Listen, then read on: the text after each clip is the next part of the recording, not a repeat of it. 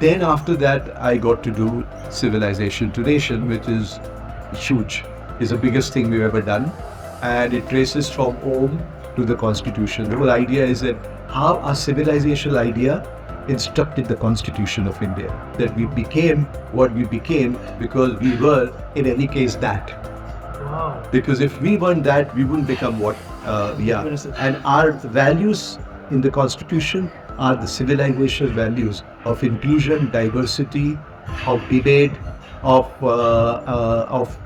listening to the other side of the story, and including everybody and respecting everybody, not excluding anybody, and that fed into a constitution. So this is our journey, and that's a show.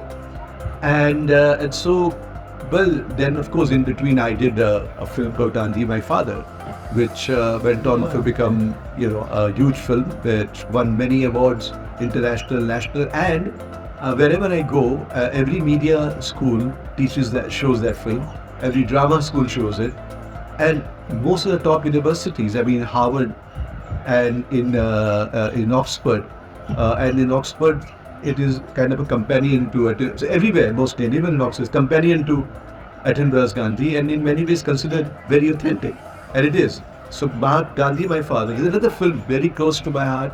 I did that, and then I continued to do the 2611 shows at the Gateway of India as a memorial, and now actually I'm going to do a film which is there'll be films, but I'm now getting to do smaller plays, intimate plays, something very close to my heart.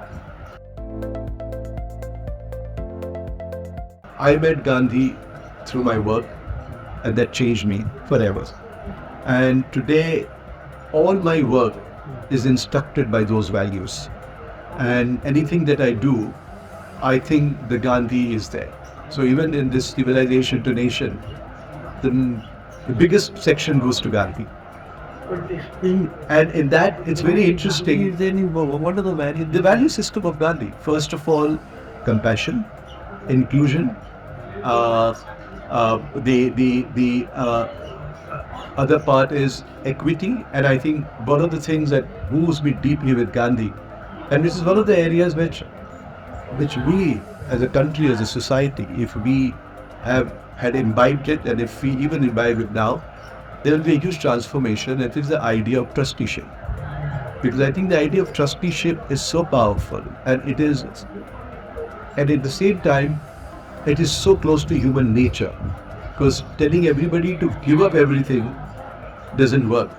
But you as an individual saying that beyond my need, whatever I have, whether it's my intellect, whether it is whatever I'm good at, and I can make contribution to the society, I should do that.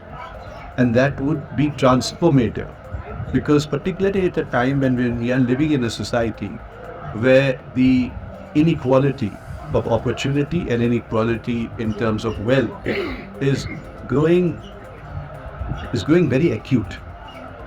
It's going very acute, and it will then be filled up with violence if we don't address it. Gandhi had addressed it all along.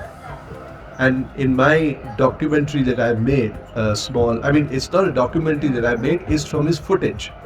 And in the end, there is his own words. But he says that सत्ता का क्षेत्र, हुकूमत का क्षेत्र बहुत छोटा होता है. हुकूमत का क्षेत्र सत्ता का क्षेत्र बहुत छोटा होता है. सेवा का क्षेत्र ही बहुत बड़ा होता है. जितनी बड़ी पृथ्वी है, उतना बड़ा सेवा का क्षेत्र. So, man was using power to serve, power to change the society, to go to that last person in the line, as he said, that you have to think any action that you do is what good it does to the society. It cannot be just that it does good to me, and I don't care what happens to my environment, or what happens to my social environment, my political environment, or the environment per se. So everything that I do, I must know, and I must be responsible for that. So I think those are the values and women empowerment. I think there wasn't anyone much bigger than Gandhi in terms of empowering women, because in his freedom struggle, women played a very important part, and they had also important positions, and they made huge contribution. Actually, my first Gandhi moment was when I went to Sabarmati Ashram, and there used to be a sound and light show. And thereafter it got disintegrated, and it went into this, so it wasn't, went bad. But I remember hearing his voice for the first time, and it affected me deeply. But that was my relationship. Beyond that, I didn't have. Beyond that, we would have a relationship as any student would have about this old, very, benign, nice, kind man who gave freedom to the country, so on and so forth. Mostly to be revered, but not to be emulated. Because what we did was, I think the post-independent Gandhi for a long time was somebody on the pedestal to revere, but not to emulate. Because emulating Gandhi is a difficult job. Revering is very easy. Castigating him is very easy. Being anti-Gandhi can be very even fashionable, and can also be some kind of a intellectual, revelation for you that you have now become anti-Gandhi, or you vilify him, you take parts of Gandhi and then target him through that. Now that you can do very easily, or you call him a saint and so godly that something like this can happen to him.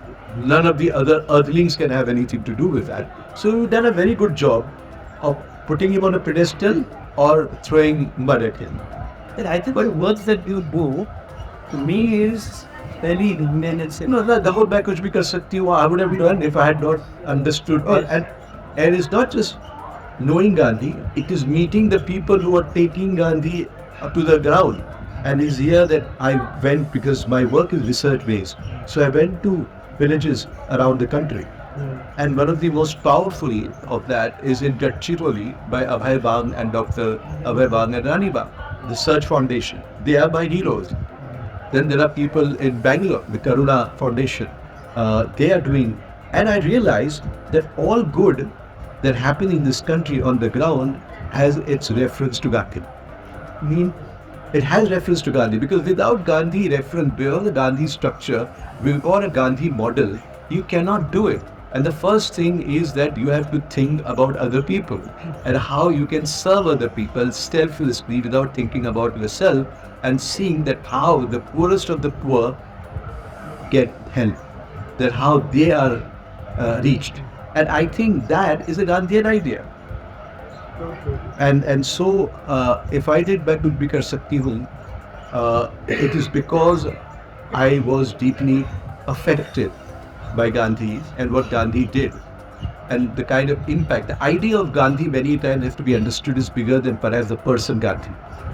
Yeah, because we may say, we take the person and see some of his behavior, some of the things that he's done, and say, well, if this is the behavior, then what is this Gandhi? No, the idea of Gandhi is much bigger. And you can actually take that Gandhi idea and make it even bigger. That's what Gandhi is to. You just don't confine him to saying, this is what he did. His behavior should not necessarily be your guiding. His behavior at times can be erratic, and it has been.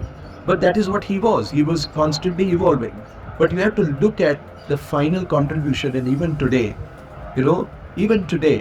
when you see violence, like recently violence in Gaza and in Israel, most of the commentators are saying to India, he says, look, you had Gandhi as a leader. That leadership that you are talking about, that is leadership.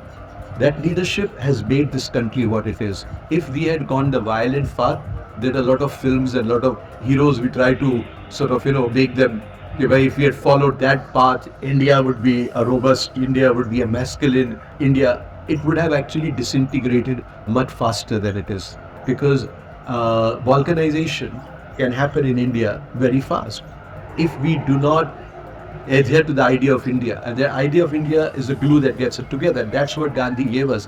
And Gandhi led them and said very clearly, right at the top of the agitation in Chauri Chaura, he said nothing doing. If this movement becomes violent, I don't want to do anything, because he knew that this society will be a violent, it will tear itself apart. Because not only the perpetrator, even the victim of violence, if they react in that way, And he always said that non-violence is for the brave, it is not for the coward. And we believe that non-violence is the coward. It is so much of bravery needed to be non-violent. It's very easy to be violent because that's your animal nature, you immediately react. But here he said, and he inculcated that, and that is when they said that the people who did this, let us say the Hamas or the Israelis, whatever is happening now, and if India had a leadership, and if they said that we will do our agitation, we will ask for our rights, but we will not resort to violence. You have to raise the moral standard to shame the opponent. Yeah, no, it has no logic because your enemy is very powerful. But how do you shame the powerful enemy? By the bigness of your moral, by the scale at which you show them your moral strength. That will shame, or whatever, Gandhi or whatever. Yeah, but it is more than that. It's that saying that you can go as low. You could be the most powerful, but you could be the smallest people. We could be the less powerful, but you will be the biggest people. And that big idea against the brute power will eventually have a chance and it will win. But if you feel that I will only be do with violence, because in the end, all conflicts will have to be resolved on the table. It cannot be that you throw a gun, I throw a gun at me. It eventually doesn't lead. So I think, and particularly in this, wherever there is a conflict, the resolution seems to be Gandhian. That is what he said. My life is a message. So it's all very good to give long lectures to people and tell other people what to do. So you may get very impressed with the intellectual depth of a lot of people, but in the end, if they mean nothing to the world and society, they remain just intellectual entertainment. They don't make a difference. And Gandhi may not be intellectual entertainment, but Gandhi is in real sense making a difference to the world. And that is why you remember Gandhi more, and Gandhi will be there no matter what you want to do. Because as long as humanity is committed for decency, Gandhi will exist. The moment you decide that, bestiality is going to be a conversation, Gandhi will die. But human beings want to believe in humanity. In the end, love triumphs over hatred. And it will do that because hatred comes with an expiry date. Love is eternal, and that's what Gandhi was.